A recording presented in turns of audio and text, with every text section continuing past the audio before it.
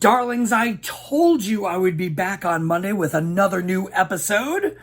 I just didn't say when. Welcome back to New Job Who Dis.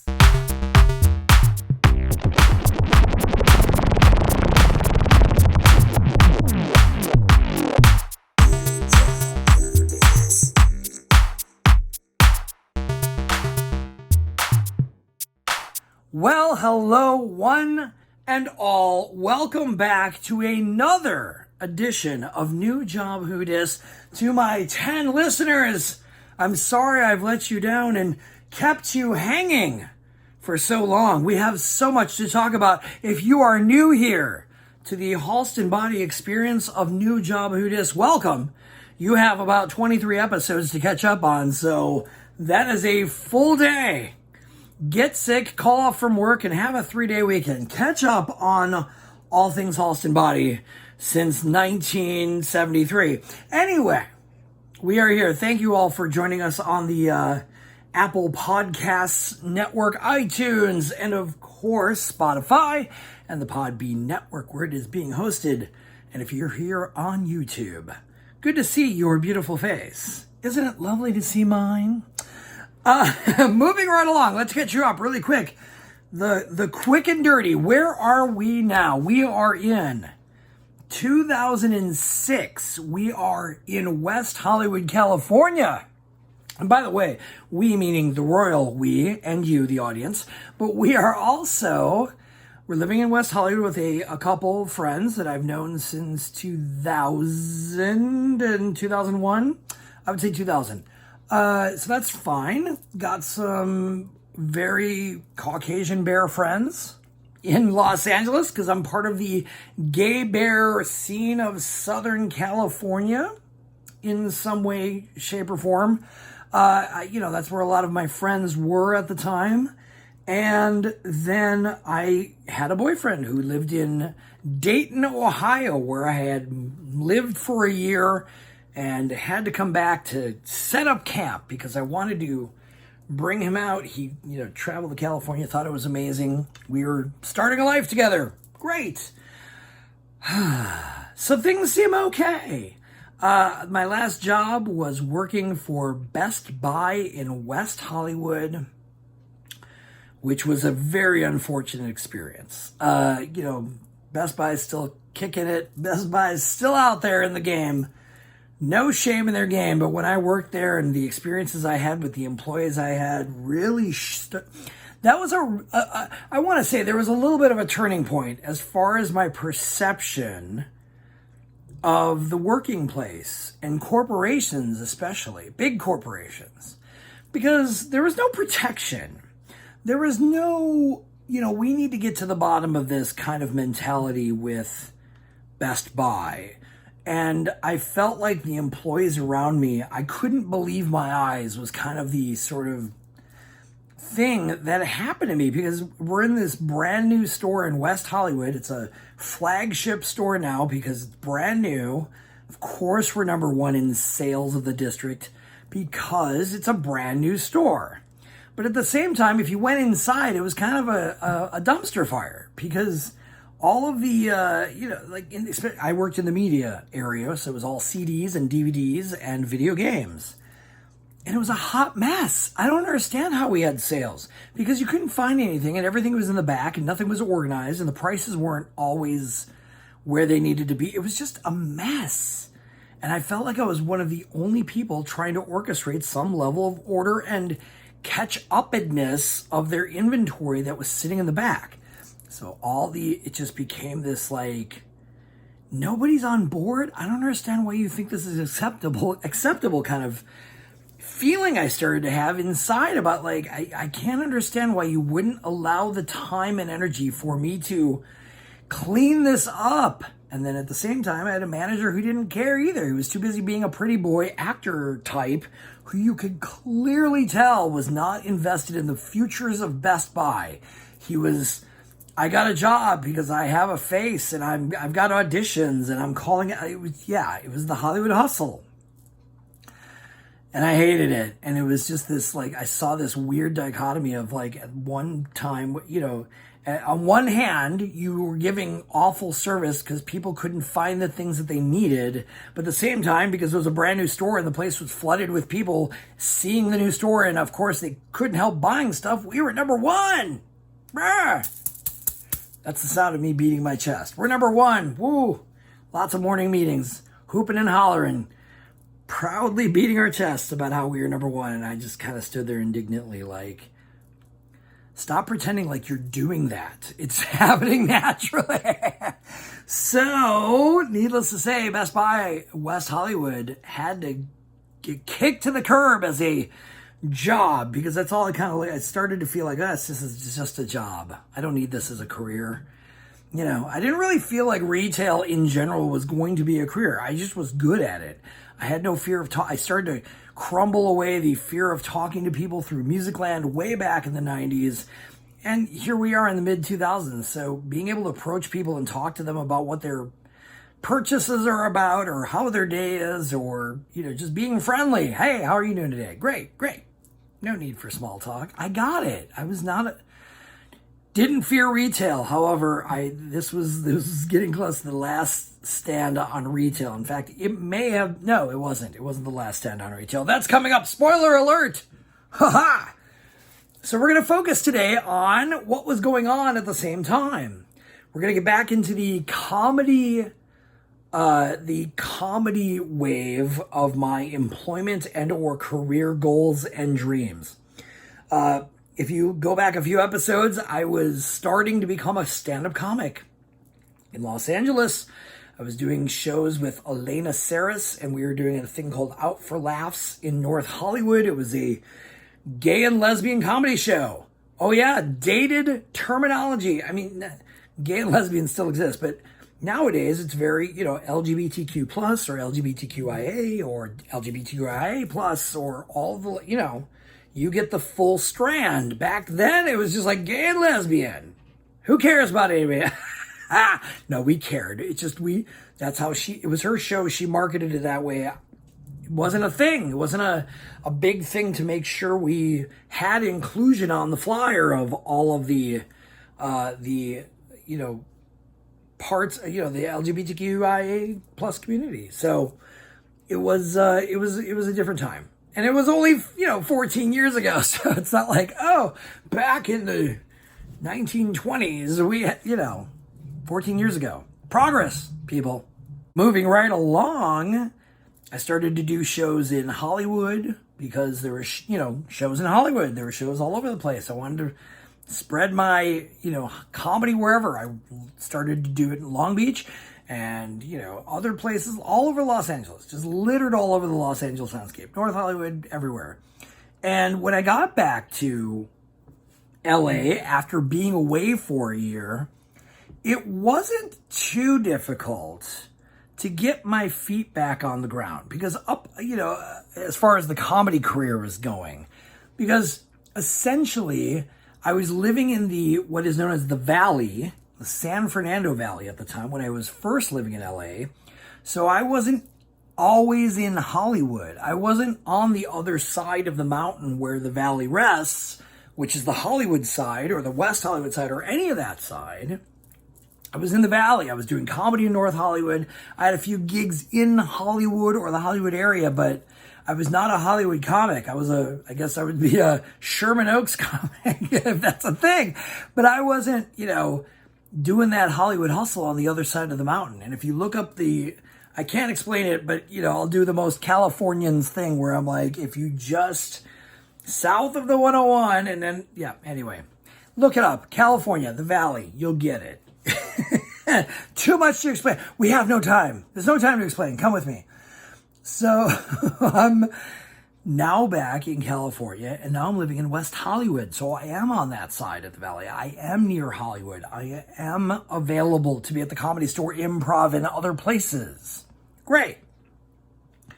So I really started pounding the pavement in the interest of hating working at Best Buy West Hollywood. I really started to just get into any show possible. Doesn't matter. Just take shows. Don't worry about the crowd. Don't worry about the thing. Now, at the same time, I was also booking a lot of gay and lesbian shows. Just because I knew people, and Elena Saris was still around, and other people that she introduced me to, Jerry, and all these other people in the LGBTQI comedy scene. That was great.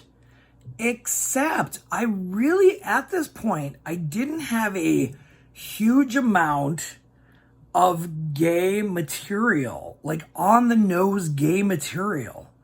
And what really was noticeable is that when I was doing these gay and lesbian shows, whether they're at the coffee house or at a bar in West Hollywood or a bar in Hollywood or comedy clubs or whatever, I didn't do the on-the-nose gay comedy. And what I mean by that is that, if you actually look at the landscape of LGBTQIA comedy, a lot of the, early comedy, the HBO Out There specials, and a lot of the, comics that I remember being gay comics, they all had kind of a standard set list of things to talk about. Coming out experiences, of course. Hilarity, right? There's always some crazy wacky story about some aunt that had something funny to say about it, or how your parents actually treated you, or the naive parents or family members who didn't realize you played with Barbies and dolls as a child, or very on-the-nose, stereotypic gay outcoming stories. Nothing wrong with that, but it was like wash, rinse, repeat. And after you do enough comedy around that, you hear a lot of the same stories. I realistically felt like I didn't have a great coming out story. It wasn't a bad one. It just wasn't interesting. I struggled for about 2 years trying to figure out who I was through high school. I was completely numb to any sort of dating and any sort of interaction with either sexes in the high school arena. Didn't go to prom, didn't go to homecoming, didn't go to any sort of dances or dates. Didn't bring any girls home, didn't bring guys home, didn't bring anybody home. I was just this rough and tumble kid who just wanted to get through high school because I loved pro wrestling. So when I came out, after I came out to myself in college and then I came out to my parents, they're like, yeah, we knew. That was it. There was obviously emotions on my end, and I was very much like, well, why didn't you tell me? But that taught me the lesson of how you can't force people out of their own closets, whatever closets they may be. But at the same time, there was no drama. There was no any weird story that came out of it that was like, oh, and then I think my grandma once, asked my mom about it, but that wasn't, again, I didn't feel I had a big long-winded Thanksgiving story, about the relatives trying to figure out why you're not married yet, or are you a confirmed bachelor, or all these.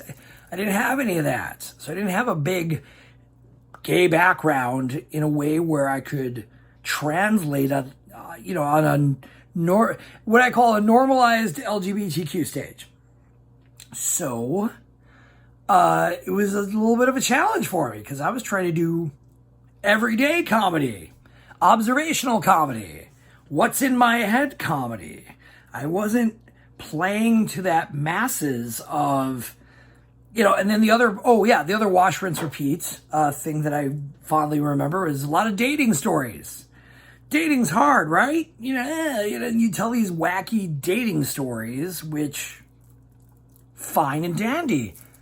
I didn't have any weird dating stories. And I didn't feel it was necessary for me to, spill the dirt on my then boyfriend and talk about the things that I didn't, I felt I didn't have permission to do that type of stuff. Because, again, I'm not going to expose and make fun of my relationship. I was very protective of it. I wanted to make sure it worked. So I wasn't going to be like, and another thing, my husband doesn't do laundry. It just didn't work for me.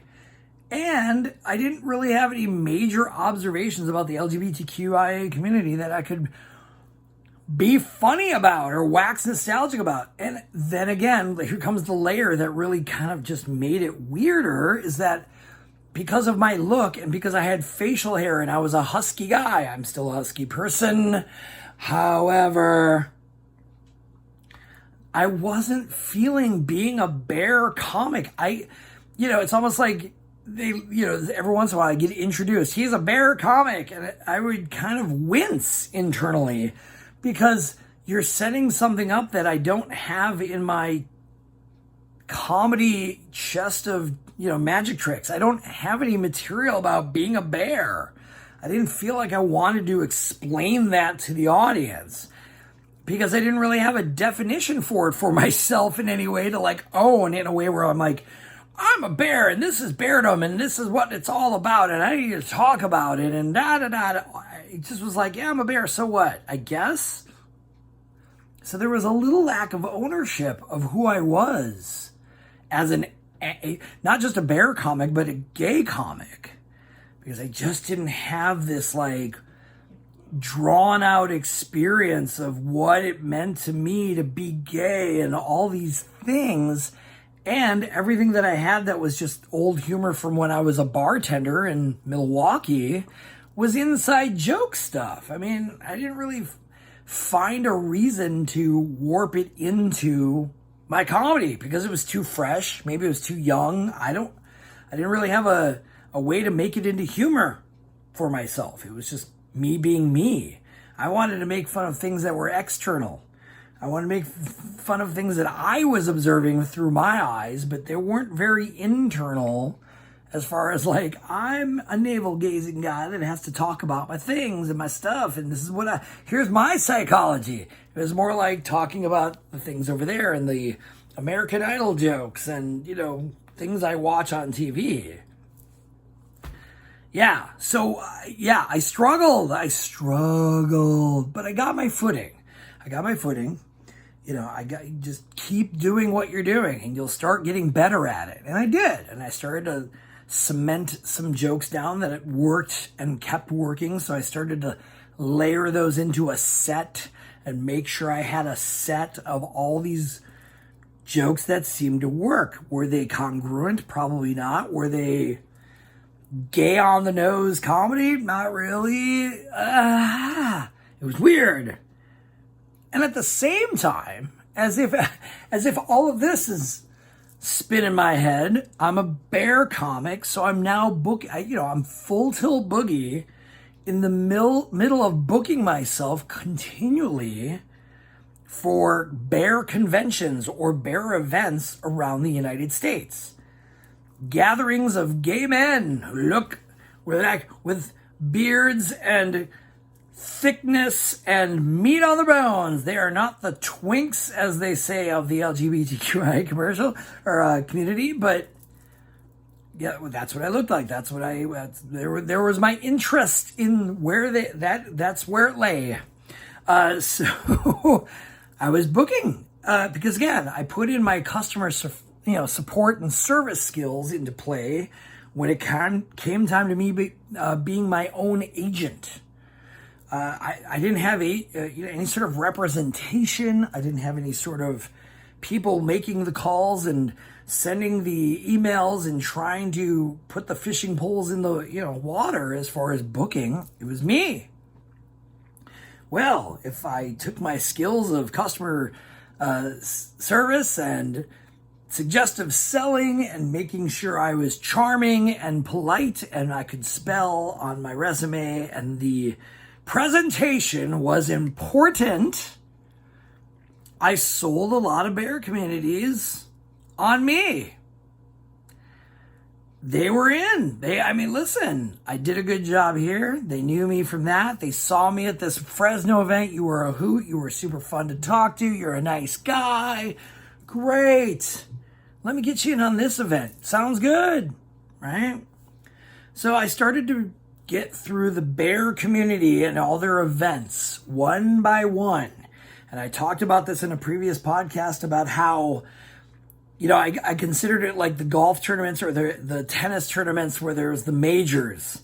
There's the 4 major bear events in the United States. And they were at the time, 14 years ago, TBRU in Dallas, which is Texas Bear Roundup, Bear Bust in Orlando. And then you had Chicago, which was Bear Pride at the same time of International Men's Leather Weekend, International Male Leather, something. IML, big gay events, Memorial Day weekend. And then there was International Bear Rendezvous, which was in San Francisco, and that was in February. Very busy time around that time. So a lot of bear activity, a lot of big conventions, a lot of go-tos. And I started to book them one by one. Some I just realized didn't have enough crowd, and the type of event really wasn't set for an entertainment explosion or a booking. So some bear events around the country just got overlooked because I just looked at the itineraries of previous events and I just didn't see a lot of entertainment in the ways of, it's just a dance party, but you need a comedian. So I didn't push that. I went for the places that had entertainment, had hosting, had some sort of contest. They, all the major bear events had, Miss America contest essentially for, the bears. Who's the prettiest bear of them all? Ha ha ha, right?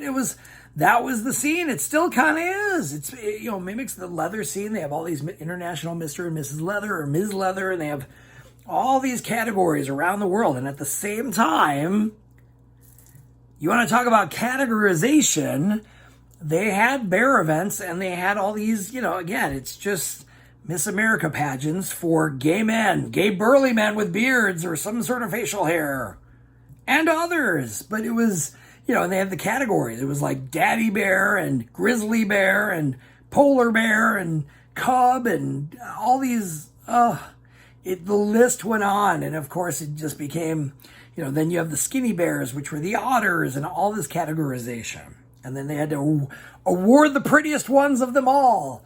And they were allegedly, or that the point of them being these contest winners was to take their titles and do something with them in the wake of charity and or your representation.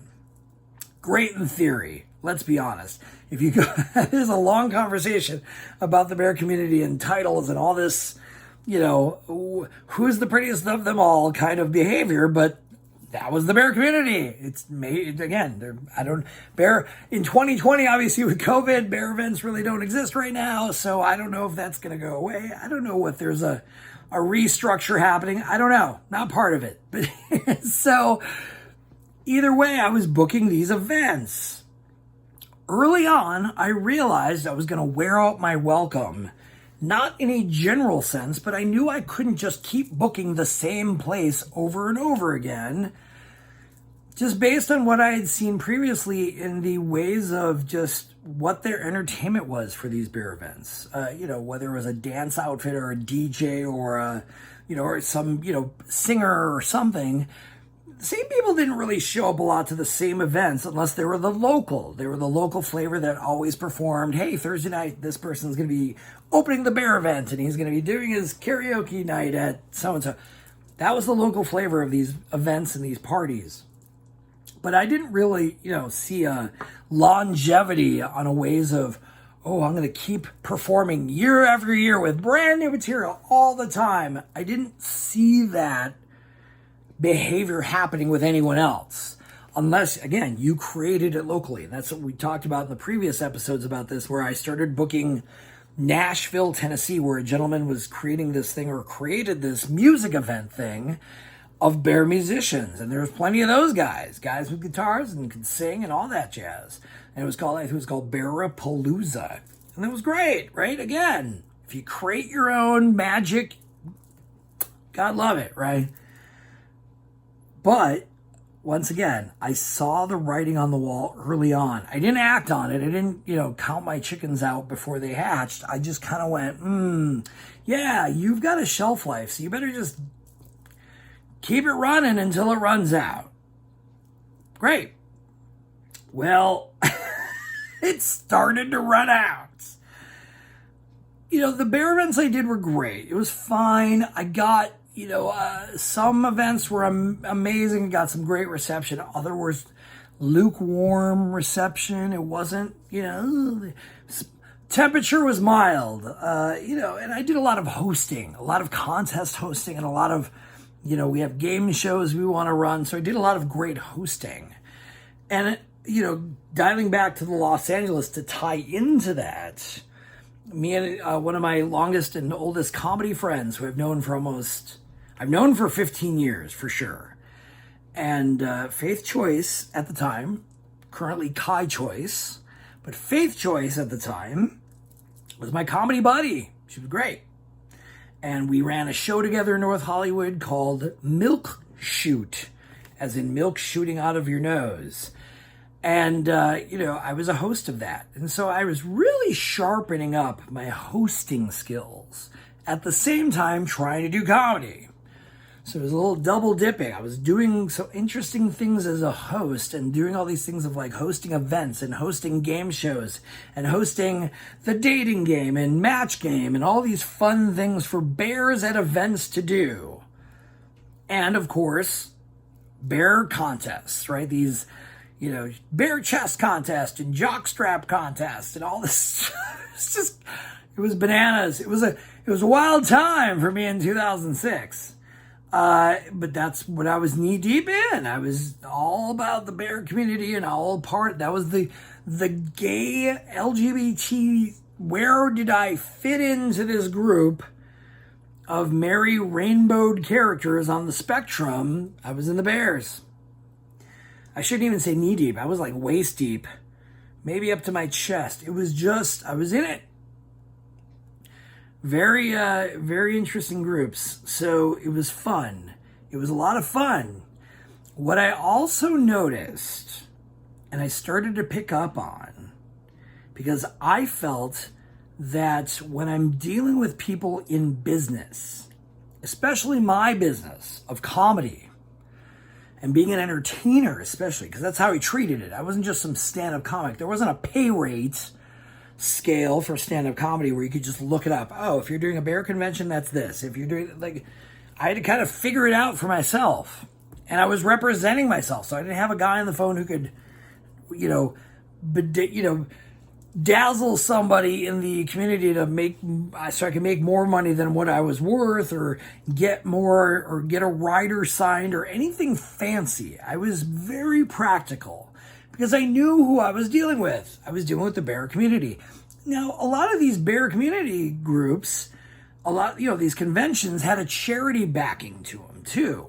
So I did, these guys are in earnest trying to make money for HIV charities or whatever, LGBTQ youth charities or whatever kind of charity they were trying to make money for. Great. I didn't want to milk that from them. You guys are trying to raise $10,000. Well, give me 1,000 of it because I need to make the boys laugh. I looked at it from a very practical standpoint. So I absolutely was underselling myself financially. But then I realized at some point I was worth more because at the end of the day, I was taking a loss at some of my early events because I was flying myself there. I had to put up for the hotel. I went to at least one bear event where I had to pay the registration to be part of the event. Boo-boo, I'm doing work at your event. I mean, put me on as a volunteer and I'll just do some ticket taking at the door. Why? Welcome to the bear community. I'm going to sing it. So I was having a ball. I was meeting tons and tons of bears all over the United States. Some from all over the world that came to these places to meet people. It was great. It was interesting, right? All sorts of different people. But then I started to feel like I was in a rut because I noticed that there a lot of the same people went to the same events, and you saw these, as they call them, circuit queens at every event. So again, my time was short because if you realistically think, how many people are going to see the same set you did in Dallas in San Francisco or Orlando or Tucson or wherever I performed? I knew that the bear community also was numerically small. It wasn't, yes, it's bigger than what you can think of. Oh wow, there's so many people in it. But realistically, you saw a lot of the same people doing a lot of the same things and showing up for the same parties and the circuits. And that person knew that person and everybody knew each other. So realistically, I was doing the data in my head and realizing that my time was not going to be long in the bear community. Again, unless I changed it up and freshened up my act every year, all the time, every 6 months, had a whole new set, da da da da. And I didn't feel like I needed to pander and work towards that as a goal to like keep it fresh for just the bears. I was trying to be a universal comic. I was trying to do comedy for everything because I didn't want to just narrow myself down to one thing because I didn't see the accessibility to that. You know, I didn't see representation of gay bear comics on television and movies, so I knew that there was just demographically something that wasn't going to work for that. And I wanted to be, again, universal. I wanted straight people to laugh at my stuff. I wanted gay people to laugh at my stuff. I wanted black people to laugh at my stuff, Hispanic people, everybody. All races, ages, creeds, colors, everything. I wanted everybody to take something away from my comedy. So therein lies a huge problem because I wasn't catering to the audience that I had in front of me. Yes, I did have some dirty jokes. Yes, I had some sexually innuendo-laden jokes. Yes, I could be filthy on a drop of a dime. But I didn't lean on that to make them laugh. I didn't put it in there to, oh, well, this is going to get them. Like, I tried everything. Normal stuff. Day-to-day. Observations. Parts of me to get to know me. Slices of my personality went into my comedy. And it worked for a while. It definitely had some people coming back. I got some fans. I gained a bunch of friends. It was wonderful. Until it started not to be. Here's where the cracks in the mirror started to happen for the bear community. And me. I just wasn't funny enough. And I own that. I didn't own it then. But I kept wanting to throw it on the wall to see if it stuck. See if it stuck. See if it sticked. See if it stuck. And I kept trying. And I kept trying. And it's not because I was trying to force my comedy onto them. I just felt that if I tried to stay as genuinely on the ball for representing what was coming out of me naturally as what I wanted to represent in comedy, people would eventually catch on. But it didn't. It just kept getting harder for me. And in the wake of that, it was harder for me to do bear events. Mixed with, it was, again, I was talking about the not having an agent, not having representation. Part of doing these bear events was like pulling teeth to get the people in charge and the people running them to be responsible and on time. Listen, it's not an indictment. It is what I experienced. Some events were super pleasant to work. Some events were just the bee's knees. They were so nice. The people were wonderful. I didn't have to pull teeth to ask for things. And I wasn't a diva. I just wanted a bed to sleep, basically a hotel room. I needed to get there, and I needed to just be paid for my services. I didn't need anything else. I didn't need, 78-degree tap water. I didn't need M&Ms with no green ones. There was no diva moments. I didn't have a rider. All I wanted was transportation, place to stay there, and then just a small fee. Because again, I wasn't trying to milk the cow knowing it was trying to raise charity money. It's a big mistake. Because then it was like there were certain events, it was just pulling teeth to try and make sure before I left the event, I walked away with my money or my check. It was a chase at some events. It was weird. And I noticed it was because nobody in the bear community that I dealt with as far as booking these events were professionals at booking people and doing booking and wrangling cats in that way. Again, some of them were, but some of them weren't. And it was frustrating. and mixing that with not really owning myself as a gay comic, much less a gay bear comic, mixed with not really playing to that audience properly. Because again, we talked about the bear audience, and the one thing I absolutely started to pick up on as well, which made this even worse for myself, because the awareness made it all too clear that my time as a bear comic was gonna come to an end. I saw the end of the tunnel. I saw it coming, because I started to observe one very painful thing for me.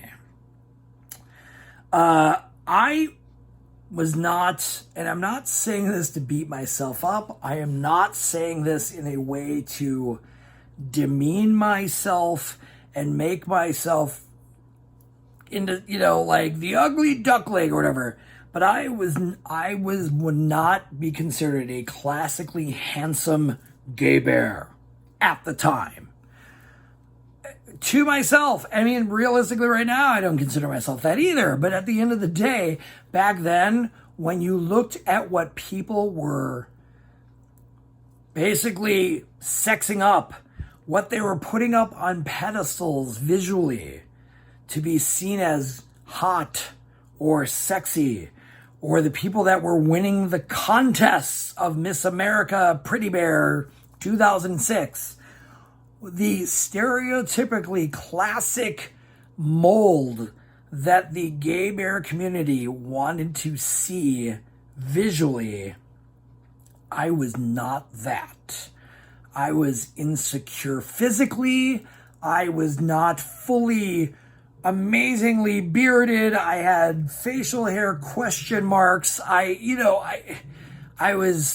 had a pear shape. It was just weird. I didn't feel like a hot comic that could razzle it for the boys. I didn't have the va-va-va-voom factor. And you say, well, what does that have to do with stand-up comedy or performing? I don't understand. Here's what I noticed. What I started to notice when I started to perform with other bear performers, whether it was musicians, hosts, anyone else that was eyeball deep in the bear community and was fully formed and fully aware that they were Ger-Woof bear.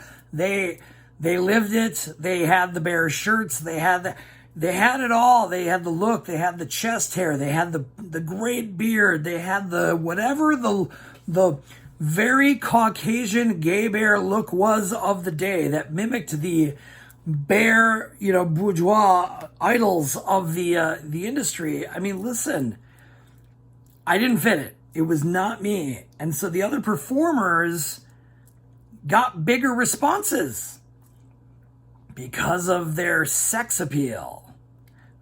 Here's the equivalent. This is the way a parallel description to give you an understanding of what I mean when I'm talking about this community and the reception based on your looks or your sex appeal. Again, mild, pretty hypersexual community. Fine. But picture, if you will, you've heard of these things, and if you haven't, look them up. The USO tours for the military. The boys overseas, whether it's the Navy or the Army, the Marines, all the Air Force, the USO tours where entertainers and, comedians and musicians and people go over to the military camps to entertain the U.S. military. And of course, they have the large-breasted, beautiful women to razzle-dazzle the boys and give them a hoot and a holler, and they can go and be all, oh, it's, Pam Anderson or whoever, like, oh, we haven't seen a pretty girl in years just sitting in these tents over here in the desert. We need some va-va-va-voom, and they bring it. So imagine if a USO tour had like a librarian show up with flat chest and not really and wearing wearing trousers and no leg, and there's covering everything up. And they're trying to perform and wave at you. Hi, I'm a dignitary, and I'm just here to say, hey, boys, you're great. They're not going to hoot and holler and throw their hats up in the air and wolf whistle and va va va voom it up, they're going to go, what is this person doing here? They're not giving me what I want. I want skin. I want to see something. Yeah. That is the observation that I started to see clear as day. The example du jour that broke that ice and made me realize, oh, this is how this audience is operating for the most part. Now, again, I don't want to generalize. I don't want to say like the entire bear community or all or anybody like that. I had plenty of people, and I still have plenty of people who found me very funny, who found me very charming, who found me very entertaining, who kept asking me to come back. And because I was very all of those things, that's what, again, I'm not complaining.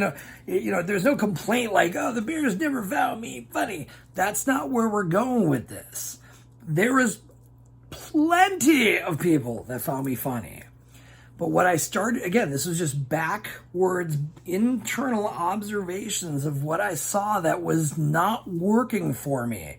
And the more these layers kept piling onto me, the more it got worse. It got worse for me internally.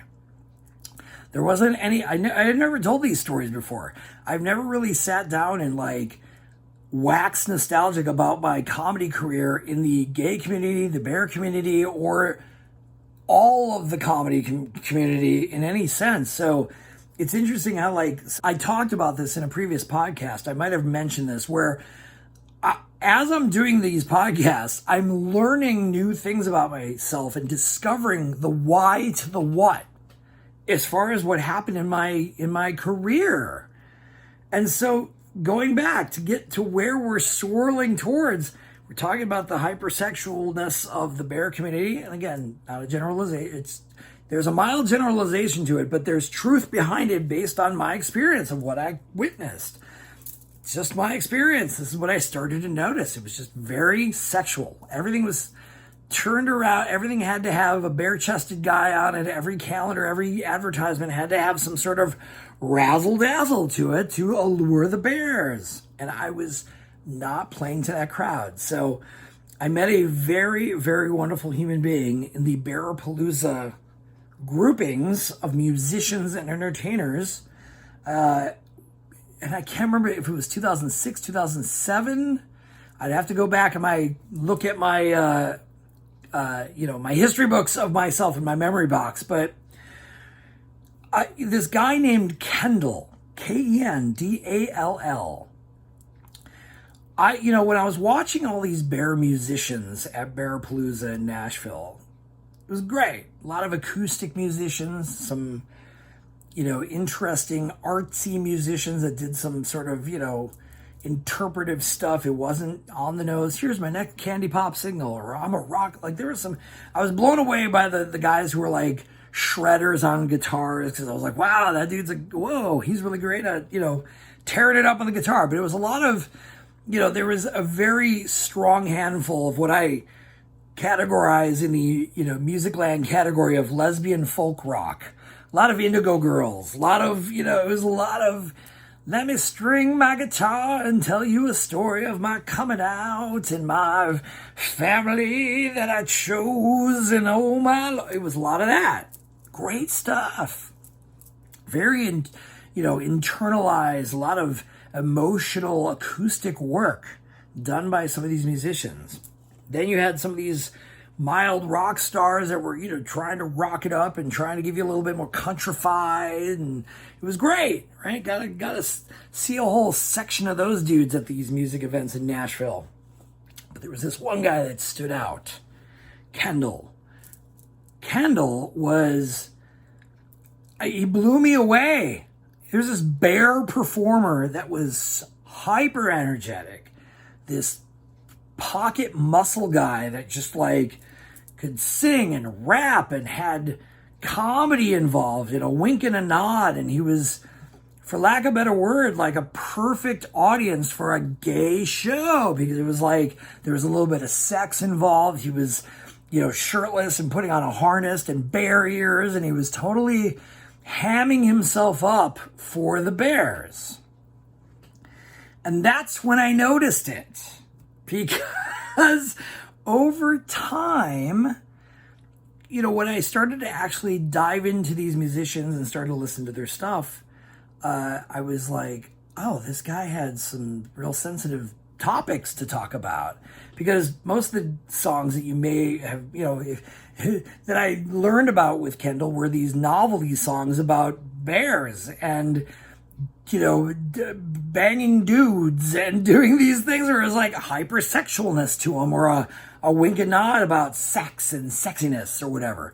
But then there was another part of this Kendall guy that had these like introspection songs and feelings and emotion songs, right? So I was watching this guy perform, not once, not twice. I started to see him at other events and worked with him. It was great. He's a great guy. And I really got into him. I was like, man, this guy's really good. Smart, clever. And yeah, it was in your face, gay raw comedy, gay raw topics, being very over the top sexually. It was great. But here's what I noticed audience-wise. When Kendall performed and was sexy and did a lot of sex and va-va-va-voom, the Bears lit it up. Woo! More of this, please. When Kendall had to do songs about how his ex-lover stabbed him and left him for dead on the front lawn of his house, or had these songs about breakups and emotions, Bears weren't as hooting and hollering. They weren't booing or they weren't against it, but it was like, okay. More shirtless things, please. Please sex it up. We want songs about banging dudes. Tell us, we want more of that. And I started to notice that behavior. And it was really trippy because I was like, wait, okay, so this audience wants sex. They want, okay. No wonder I couldn't get into those comics that I first saw at bear conventions who were all just like sex, sex, sex, sex, sex. And the crowd was into it. I was like, this is just terrible. And then there was the one that was bad. But at the same time, it was just like, it's the wheels started spinning because it started to make me realize, the struggles that I'm having within my comedy, I wasn't sure I was playing to the right audience. Meanwhile, the train is rolling, so I'm playing to this audience, but in the meantime, I'm not getting it. I'm not getting the sexy reception. I'm not getting the va-va-va-voom reception. I'm getting the polite comedy. Anytime I slipped in a va-va-va-voom, a sexy line, or a sexy joke, something that revealed a little bit of tasteful side boob of me or sex, room lit up. Room, sex joke. But if I just did other things, it was like, and then I watched Kendall, same thing, doing music, sex. I'm going to give you sex. Look at my body, sex. Crowd, yeah, we love this music. But then, let me tell you a story. Okay, tell me that story. But get back to the sex. It was a weird observation, and I didn't know what to do with it yet. Had no idea. Because I was like, I'm not going to change my entire set list. So I decided, okay, well, I'm going to put in a big, like, one or two really solid sex jokes at the end of my set to just leave them roaring. It was purposeful. I didn't have a big finisher. And once I realized that my audience was like, va-va-va-voom, we want sex, well then, let's give them what they want. In the same vein of Kiss and the worship of Paul Stanley and what he preaches is give the audience what they want. If the Kiss Army wants it, we're going to give it to them. So I was like, well, I got to force myself to give them some sex jokes. So I did. And it worked. Oh, man, I had them roaring for at least the last 10 minutes of my set. May not have had them for the first 30, but listen. Boy, when I nailed those end jokes, they were like, yes, finally, the sex jokes are here. It was so wild. And I didn't know what to do with that information. I didn't know what to do with that observation. I just kept doing bear events. And this is where it started to get really bad. Obviously I started to wear out my welcome at certain events because they just didn't want me back because, again, you can't just keep repeating the same thing. People want something new. People want something fresh. I don't blame any bear event for, not having me back because, of course, I saw the writing on the wall and all that. Great. Well, I finally, because I was a repeat performer at Texas Bear Roundup. I think I did them 3 years in a row, maybe 4. I have to go back to again, a lot of this is foggy because I didn't write it down and like make sure I chronicled it so that I could I didn't know I was going to do this podcast. So some of it I couldn't, like on September 20th, 1997, I'd have to look it all up, and this is more of a free-form podcast. I'm not here to do research and report the exacts, but I could pull it up on my old archived live journals that I have. Live journal, yeah. No, all the details are in there as far as like the exact dates and stuff like that. But again, I did a lot of, showing up in Dallas to do TBRU, and even when they changed people in the entertainment area, I still kept coming back because I was willing and able. And I wanted to perform, and I wasn't trying to bilk them for a big paycheck. I'm sure it, sucked for them. I think the most I got out of any bear community group was the Dallas Bears. And it was like, I think I got a flight, a hotel room, and like $500. That was like the most. I never went. I thought it would be preposterous to ask for 1,000 or 750. 500. Because again, I started doing the math and underselling myself. I was like, well, a flight's like $350 or $400. And then hotel room per day, if I'm there for 4 days, that's, another $300. So it was like a prize package worth $1,000. But I saw charity involved, and I wasn't going to be like, I need $10,000 and a rider, and I need to ride this. And I got myself from the airport to the hotel. There was no driver service. I had to take a taxi. Or I had friends pick us up or whatever. So again, there wasn't some posh Hollywood life that I was living as a gay bear comic. It was a lot of DIY still. And so the last year I did TBRU was painful. Friends there, that was great, right? Seeing the same people that I hung out with or whatever, meeting new people, great. Nothing wrong with the community, nothing wrong with the people within. But here's what happened that started to really cement I cannot be doing bear comedy or comedy for these bear conventions any longer. This was really the first, this is the warning sign, so you better be careful what's about to come. I did TBRU, and this was in April, because they did it around Easter. And before then, by the way, I had somehow landed IBR. I had landed International Bear Rendezvous. It was great. Right? That was the major one. That was the big one. It was just a drive up the coast to San Francisco. I knew a lot of friends in San Francisco. It was a fine event. I did fine. I didn't blow the house down, but I wasn't bad. I did a good job as a stand-up comic for this big bear event. So at this point, I have 3 of the majors down. I have TBRU, Bear Bust, and IBR down as a bear comic. Still living in West Hollywood, still working the LA scene, still establishing myself as a comic and working myself out, getting the workouts in LA, and I'm still doing these bear events. And the last TBRU that I did, and I want to say this was 2007, 2008, 2007. I want to say 2007. Might have been 2006, but I'm pretty sure it was 2007. I wasn't doing much. I was doing a comedy set on Saturday night of the bear event. I wasn't doing hosting gigs. I wasn't making game shows. We were doing all these other extraneous events to entertain the boys and other ways, shapes, or forms. But this was a year where I was doing less and doing not a lot. I was there for the comedy. And at that time, to give you a sort of a perspective on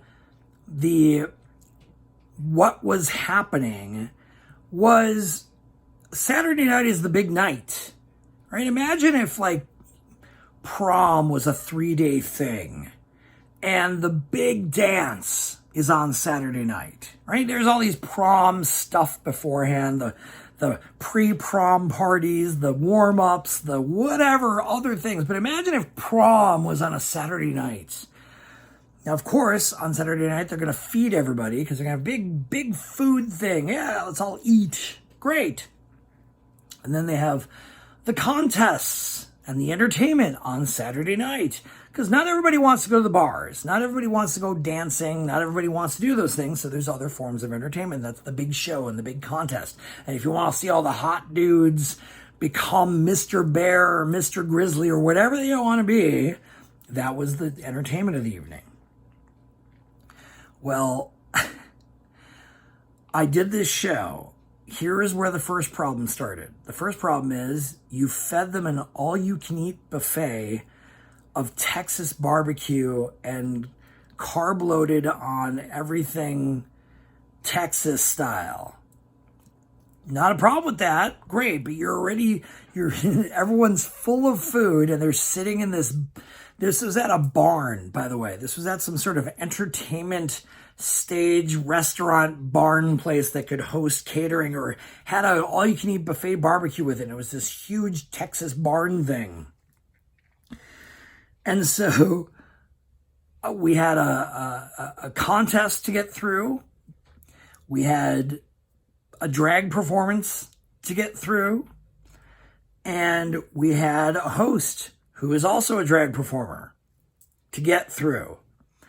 And you had a stand-up comic to get through. That stand-up comic would be me. And the event was fine. Again, no complaints, no problems. Nobody was like, oh, this is going to be the worst or whatever. Da, da, da, da. But at that time, I was trying my best to work out a set for future recording, for future use, for future, like all these things I wanted. And I'm pretty sure, I can't remember if I already had the set down and I had it recorded and I brought CDs.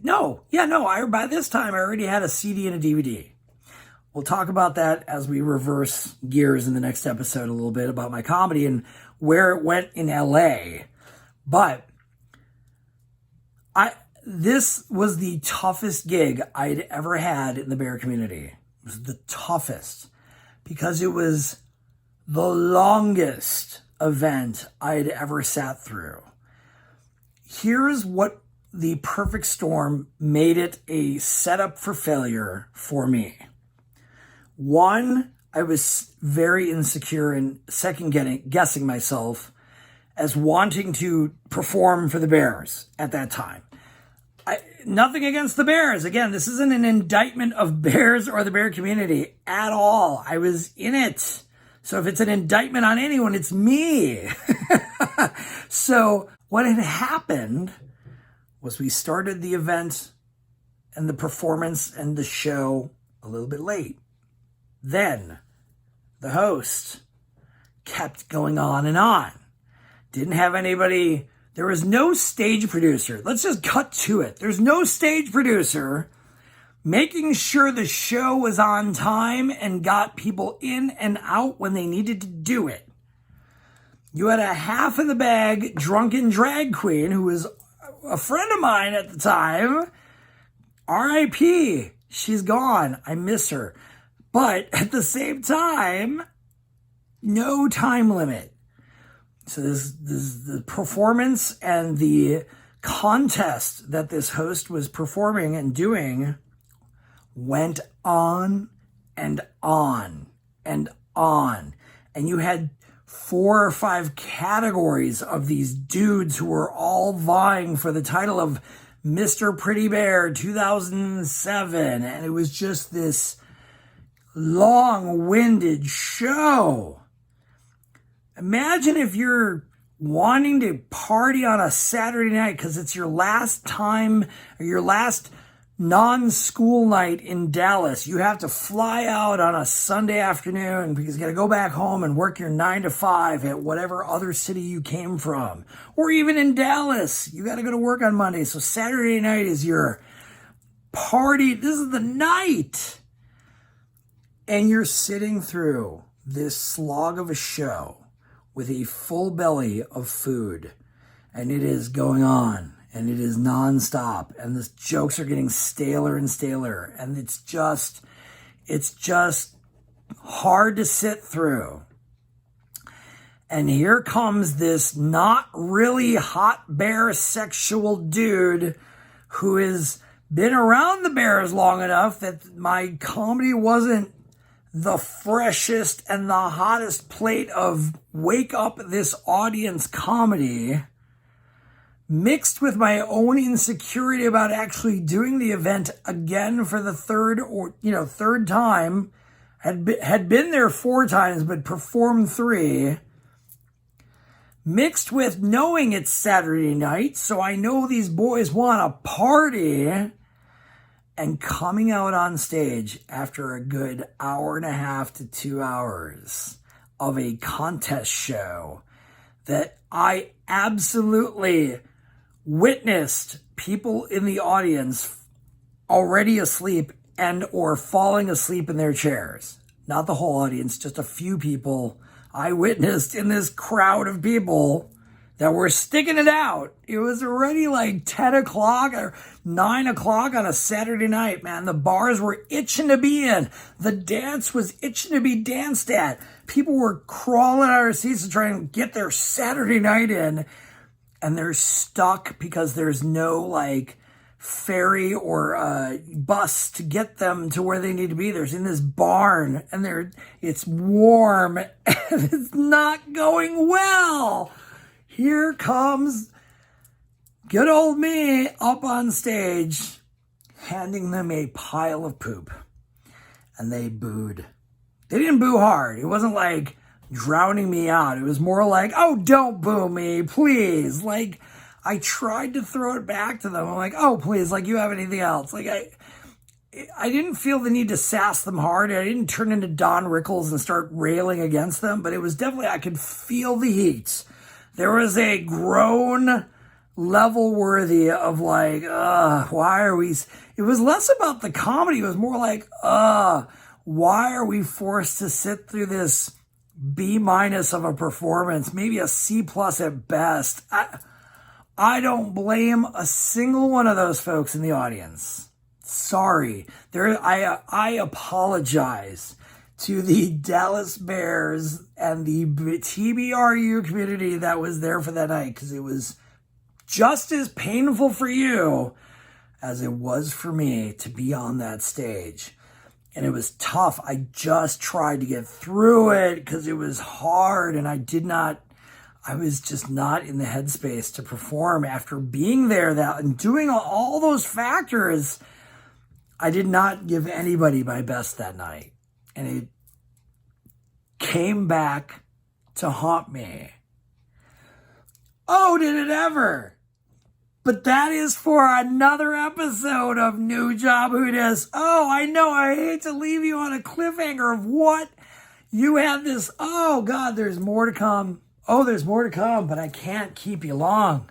I got to keep you strong. Here we are. Thank you all. We're gonna get back to this part 2 of this LGBTQ bear comedy experience. Is coming Friday, so stick with me. I'm so sorry I had to take a day off, but I hope you'll forgive me, 10 listeners. I was very busy. So here comes the first bomb. Yours truly got completely booed within his own community and his own people and the events that I had built up to become or be this bear comic it was the coat that I never felt I could wear, but I kept wearing it, and then it wore me out, and they got worn out. Please come back. Please tune in on Friday for another new episode of New Job Who Dis. Thank you so far for listening to all of these episodes, my 10 listeners. I know you're out there. If you are new, welcome and stay along. There's a long story. There's more to come in this tale of how did we become Halston Boddy and what is the muck we had to get through. Please subscribe, please like, please comment, please share, please tell friends, please, say hi to me. Please lambast me for not doing an episode last Friday. Either way, thank you so much for listening. As I say every week, tell a friend, tell a neighbor, tell your mom, tell your dad, tell your sister, tell your brother, tell everyone. This has been New Job Who Dis?